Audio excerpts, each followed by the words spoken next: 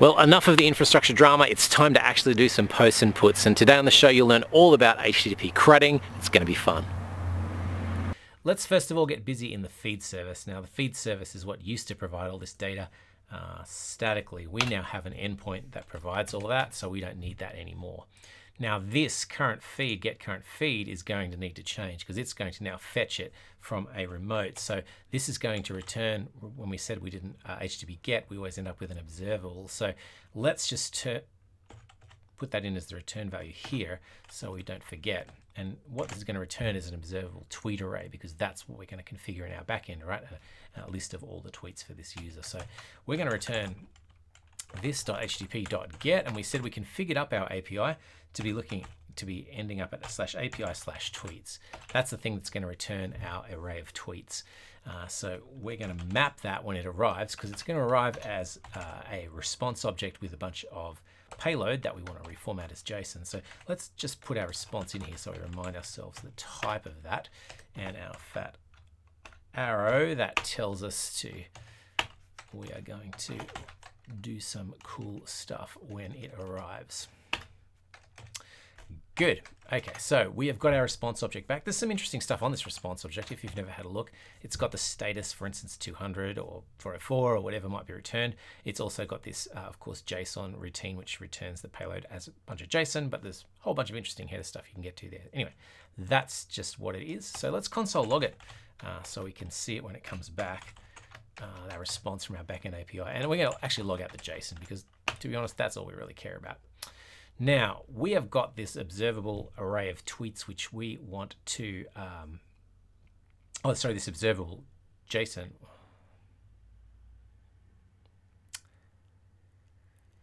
Now, we have got this payload coming back, which we want to marshal to an array. So this is just JSON, remember, when we're making API calls over this HTTP endpoint, we're just getting JSON back and forth. They're actually not tweet objects. So we're going to have to do the heavy lifting of turning them into tweet objects. So I'm just going to create a little array here that's going to be my temporary holder for my tweets that come back. So for let tweet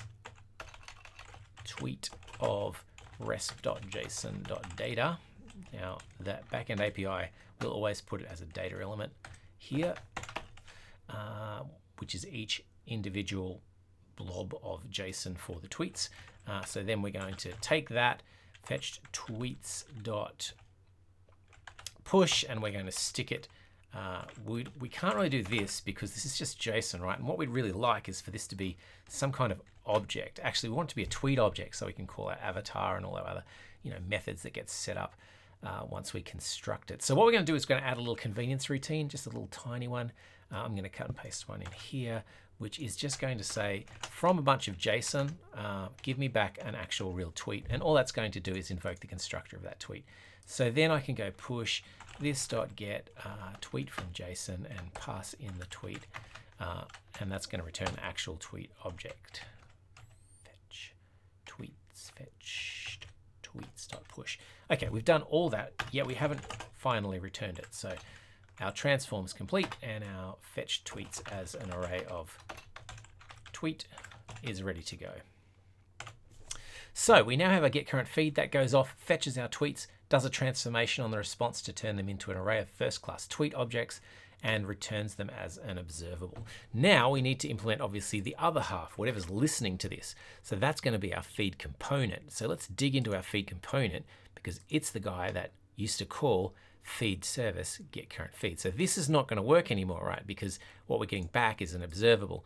But it doesn't mean we have to throw this away. If we're just doing a one-time fetch, we can probably just assign it into that existing tweets array, and everything will work as it does. However, how we acquire it is going to be different. So we're going to go this.feedService.getCurrentFeed, which returns our observable array of tweets, and then we're going to subscribe to that. Now that means that when data arrives, invoke this body of code passing in the data that arrives. Now the data that arrives, we can see from Visual Studio Code here, is going to be a tweet array. So that's what's going to come in. Now we know all about tweet arrays. We can deal with them any day of the week. So what we're going to do then is we're going to say this.tweets equals new tweets. And then we don't need this. So then we can asynchronous create our tweets collection. All right, so let's give that a go. We haven't done anything for a while or tested anything, so who knows what's broken. Looks like the compiler's working okay, and in fact, if we were just to refresh this feed and see what happens, we'll see that that actually is populating. In fact, and here's when we logged out our array that came back, the JSON that came back has all of our objects inside it. So just to prove to ourselves this is really working, let's go into our mock database service where we added all this stuff, and maybe we'll just change this first one to be so. Save that, let it recompile, let this refresh, have a look at our first tweet, which is going to be fetched, and there's our so. So that definitely is fetching that remotely. So we've implemented that side of the house in terms of fetching our feed. Next thing we want to do is be able to post. Now, post is going to be something that we're going to have to implement an HTTP post to /API/tweets. So let's go back into our feed service, have a look what we do for our current post, which is pretty trivial. We literally just stick it in the internal array. We're not going to do that anymore. What we're going to have to do, and I'll copy and paste this straight in here, and then we'll talk you through it. Okay, just for time, I'll copy and paste this. So the first thing we need to do is create the payload of our post. Now remember, these RESTful endpoints are just dealing with JSON. There's no tweet objects being passed around with code and whatnot, purely JSON.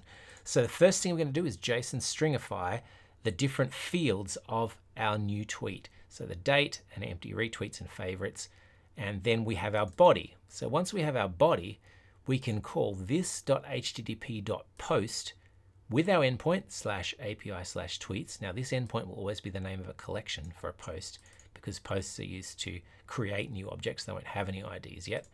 Then we provide our body. So this is the body of our tweet object. And then when the response comes back, post is an interesting one, because if you create a post, what the API will return to you is the newly created object. Okay, so it'll create a new post tweet in the database, assign it an ID, and then return to you the JSON of that object.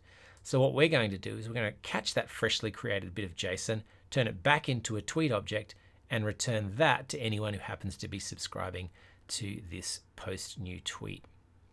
So you'll see that it returns an observable of type tweet. Fantastic. All right, so we now have a method to post new tweet, which goes off and posts it to an API. But what we don't yet have is a way to append it to our actual list of tweets.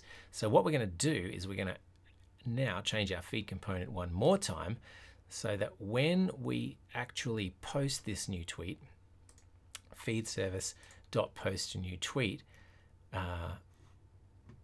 well, then we want to listen to what comes back. So we want to .subscribe, and in that subscription, we want to take our new tweet, which we know is of type tweet. In fact, we don't even need to specify that really, but for completeness, we'll do it here. And then we're going to just take that new tweet, and we are going to basically add it to our list of tweets. So it's this.tweets.unshift, which means put it at the first element of the array, our new tweet.